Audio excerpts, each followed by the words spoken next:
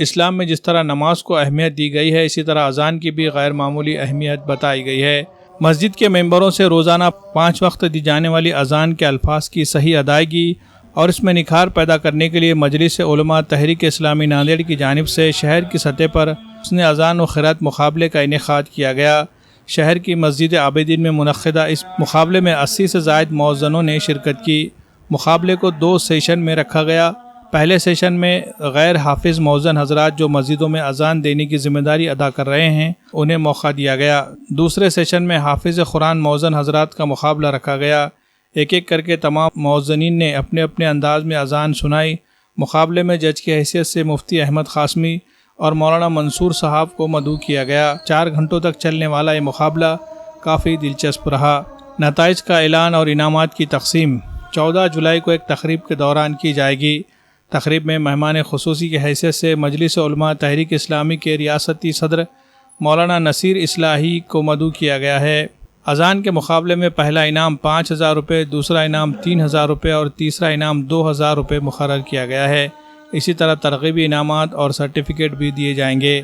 حسن قرات مقابلے میں بہترین کارکردگی کا مظاہرہ کرنے والے افراد کو اول، دوم، سوم انعامات بالترتیب 2,000، 1,500 اور 1,000 روپے نقد انعامات سے نوازا جائے گا۔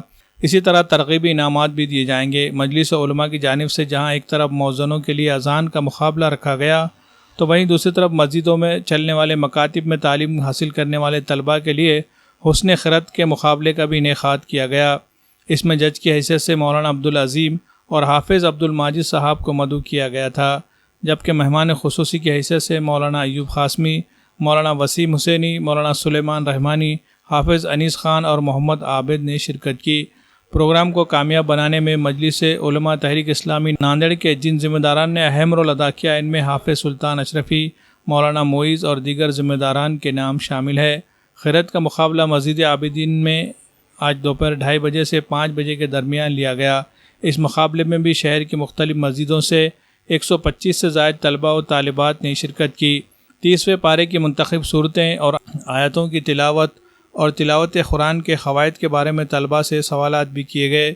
مجموعی طور پر یہ ایک کامیاب پروگرام رہا۔ پروگرام میں کثیر تعداد میں لوگوں نے شرکت کی۔ اللہ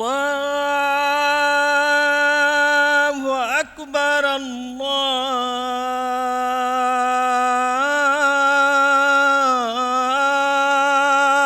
اکبر، اللہ اکبر، اللہ اکبر۔ اشہد ان لا الہ الا اللہ،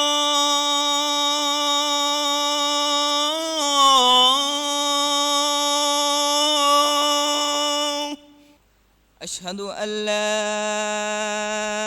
الہ الا اللہ، اشہد ان محمد رسول اللہ،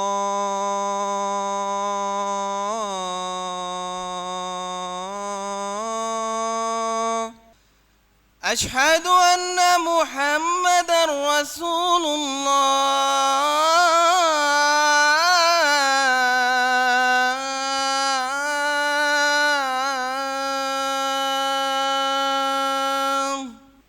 حی علی الصلاة،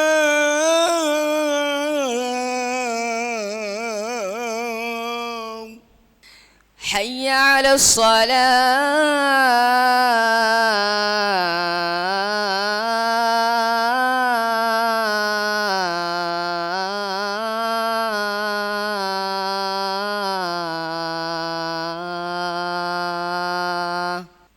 حی علی الصلاة،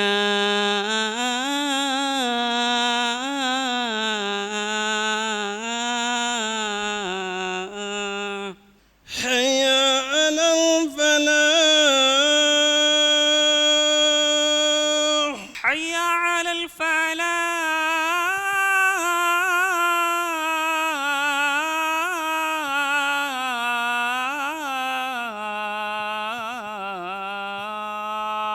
اللہ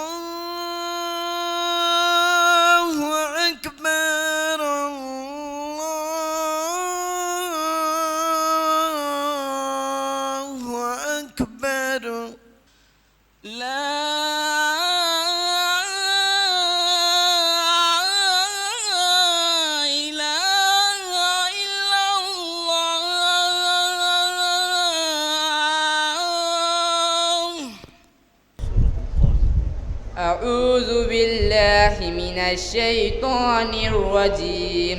بسم الله الرحمن الرحيم. القارعة ما القارعة وما أدراك ما القارعة يوم يكون الناس كالفراش المبثوث وتكون الجبال كالإحن المنفوش. قل أعوذ برب الناس ملك الناس إله الناس من شر الوسواس الخناس الذي يوسوس في صدور الناس من الجنة والناس. القارعة ما القارعة وما أدراك ما القارعة يوم يكون الناس كالفراش المبثوث وتكون